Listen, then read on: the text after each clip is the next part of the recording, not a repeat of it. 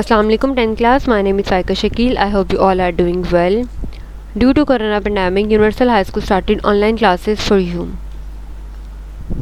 Today is our lecture number 3 in which we will discuss the topic macroscopic characteristics of forward and the reverse reaction. In the previous lecture number 1, we studied the topic reversible reaction and dynamic equilibrium, second example. Open your books, page number 6. Let's start our lecture.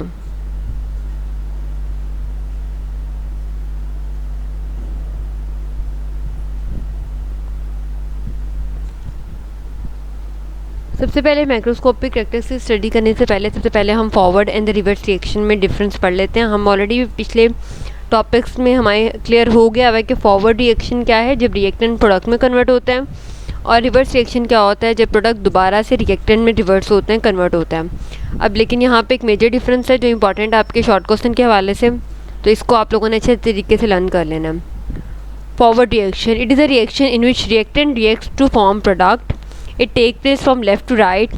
At initial stage, the rate of forward reaction is very fast. It slows down gradually. पहले तो उन्होंने कहा कि जो reactant हैं वो product में convert होते हैं फॉरवर्ड रिएक्शन में, और आपके पास जो ये रिएक्शन है ये लेफ़्ट टू राइट जाता है. ठीक है, मतलब कि यहाँ पे हम रिएक्टेंट लिखेंगे और आगे जाके हमारा प्रोडक्ट, इस तरफ हम प्रोडक्ट लिखते हैं. और उसके बाद इनिशियल स्टेज में आपके पास जो रेट होता है फॉरवर्ड रिएक्शन का वो बहुत ज़्यादा तेज़ होता है, क्योंकि रिएक्टेंट की अमाउंट ज़्यादा होती है और वो ज़्यादा से ज़्यादा प्रोडक्ट में कन्वर्ट हो रहा होता है. और उसके बाद जब जितना ज़्यादा प्रोडक्ट बनना शुरू हो जाता है और रिएक्टेंट की अमाउंट कम होना शुरू हो जाती है तो रिएक्शन स्लो हो जाता है. जबकि रिवर्स रिएक्शन में आपके पास प्रोडक्ट कन्वर्ट होता है इनटू अ रिएक्टेंट, और it take place from right to left, क्योंकि यहाँ पे प्रोडक्ट लिखा होता है तो वो राइट से बैकवर्ड लेफ़्ट की तरफ जाता है. In the beginning the rate of reverse reaction is negligible, क्योंकि पहले ही प्रोडक्ट होता ही नहीं है, शुरू में कुछ सारा का सारा रिएक्टेंट होता है, इसीलिए हमारे पास जो है शुरू में रिवर्स रिएक्शन ना होने के बराबर होता है. उसके बाद इसकी स्पीड आहिस्ता आहिस्ता ग्रेजुअली ज़्यादा होनी शुरू हो जाती है. जब रिवर्स रिएक्शन में आपके पास जो प्रोडक्ट की अमाउंट है जैसे ही ज़्यादा होनी शुरू हो जाती है वैसे ही हमारे पास जो है इसकी स्पीड भी इंक्रीज़ कर जाती है. अब आप लोगों को फॉरवर्ड और रिवर्स रिएक्शन में जो है ना जो डिफरेंस है वो क्लियर हो गया होगा कि रिएक्टेंट प्रोडक्ट में कन्वर्ट हो रहे हैं फॉरवर्ड में और प्रोडक्ट रिएक्टेंट में कन्वर्ट हो रहे हैं रिवर्स रिएक्शन में. ठीक है, और फॉरवर्ड रिएक्शन शुरू में आपके पास जो है स्लो होता है. ठीक है, आपके पास शुरू में फास्ट होता है और एंड पे आहिस्ता आहिस्ता स्लो हो जाता है, जबकि रिवर्स रिएक्शन शुरू में ना होने के बराबर होता है और एंड पे आके ज़्यादा स्पीड अप हो जाता है. Macroscopic characteristics of dynamic equilibrium. अब ये हमारे पास कुछ पॉइंट्स हैं, ठीक है, जिनको ओबे करते हुए एक डायनामिक इक्विलिब्रियम स्टैब्लिश होता है. हमने लास्ट टॉपिक में पढ़ा था डायनामिक इक्विलिब्रियम होता क्या है. अब डायनामिक इक्विलिब्रियम में हमारे पास जो है वो इक्विलिब्रियम स्टेट आती है जहाँ पे आपके पास जो रेट ऑफ फॉरवर्ड रिएक्शन और rate of reverse reaction equal हो जाता है, कि जितने रिएक्टेंट प्रोडक्ट बना रहे हैं उतने ही प्रोडक्ट रिएक्टेंट बनाना स्टार्ट कर देते हैं. ठीक है, और उसकी वजह से एक इक्विलिब्रियम स्टेट इस्टेब्लिश हो जाती है जिसको हम डायनामिक इक्विलिब्रियम कहते हैं. ठीक है, अब यहाँ पे हमने कुछ कैरेक्टरिस्टिक्स पढ़नी है, ठीक है, जो कि डायनामिक इक्विलिब्रियम इस्टेब्लिश जब हो जाता है तो उसके लिए कुछ पॉइंट्स आएंगे. अगर ये कंडीशंस जो है ना कंप्लीट होती हैं तभी जो है माइक्रोस्कोपिक कैरेक्टरिस्टिक्स जो है ना वो आपके पास जो डायनामिक इक्विलिब्रियम है वो इस्टेब्लिश हो सकता है.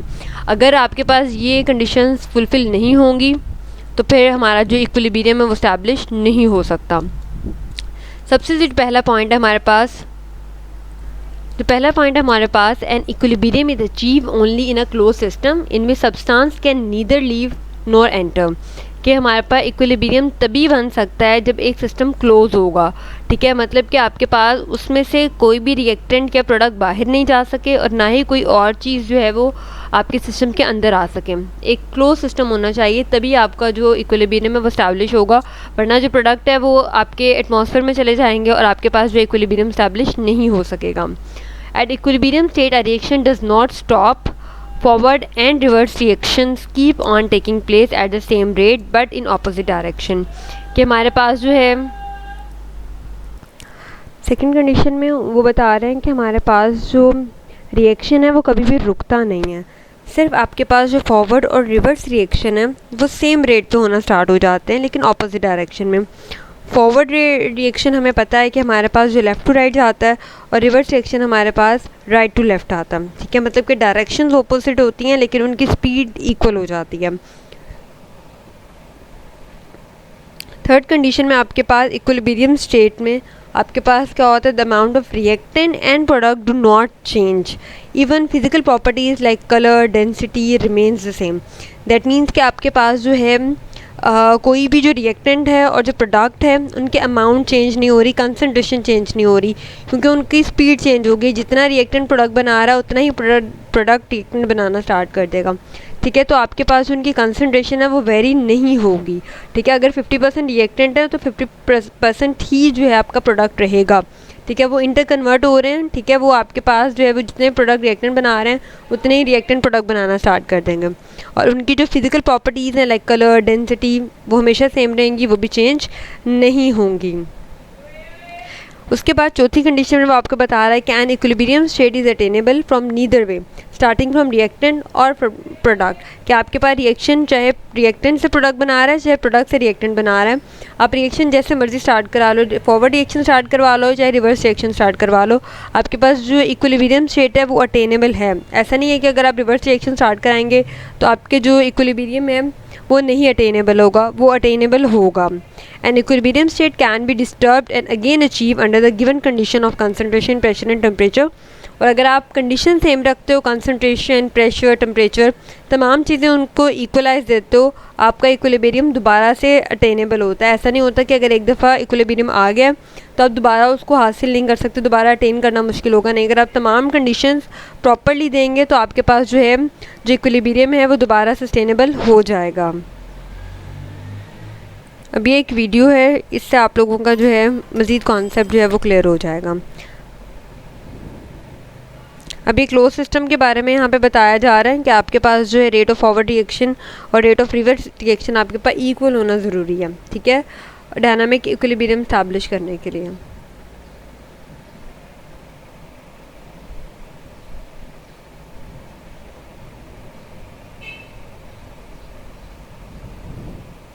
अब यहाँ पे ये जो है ना एक टॉवल दिखाया हुआ है जहाँ पे इवेपोरेशन का प्रोसेस हो रहा है, जहाँ पे आपके पास जो है जो वाटर है जो लिक्विड में था वो कन्वर्ट हो रहा है गैस में, ठीक है। और आपके पास जो है एक ओपन सिस्टम था, जो वाटर गैस में कन्वर्ट हुआ वो आपके एटमॉस्फेयर में चला गया और वहाँ से जाके वो दोबारा से ट्रैप नहीं हो सकता।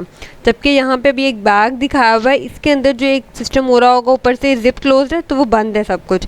अब यहाँ पे इवेपोरेशन होगी, आपके पास जो लिक्विड से गैस में जा रहे हैं और गैस से दोबारा लिक्विड में आ रहे हैं तो वो बाहर नहीं कहीं जा सकते, इसीलिए वो वापस जा रहे हैं और फिर अंदर आ रहे हैं, ठीक है। तो मतलब कि क्लोज सिस्टम में ये चीज़ होती है, इसलिए क्लोज सिस्टम कहते हैं कि जो रिएक्टेंट बाहर नहीं जाता और प्रोडक्ट अंदर नहीं आ सकता। कोई मतलब कि चीज़ बाहर नहीं जा सकती और कोई चीज़ अंदर नहीं आ सकती, इसीलिए रिएक्टेंट की अमाउंट जितनी होती है उतना ही प्रोडक्ट की अमाउंट रहती है, तो वो इंटर कन्वर्टेबल होती है। इसीलिए आपके पास जो इक्विलिब्रियम है वो स्टैब्लिश हो सकता है। जहाँ पे प्रोडक्ट ही वैनिश हो जाएगा तो फिर वहाँ पे आप इक्विलिब्रियम स्टेट स्टैब्लिश नहीं कर सकते। अब आप में इसमें से जो लर्निंग क्वेश्चंस हैं वो आपने जो पिछले टॉपिक्स भी पढ़े हुए हैं उनमें से भी आपने जो है ये क्वेश्चंस के आंसर्स आप लोगों ने निकालने हैं। इन तीनों क्वेश्चंस के ही हम डिस्कस कर चुके हैं और आपने आंसर्स इनकी अपनी नोटबुक्स पर लिख लेना है। इन लेक्चर नंबर 4 इंशाल्लाह we will discuss law of math section. That's all for today. अल्लाह हाफ़िज़। Thank you.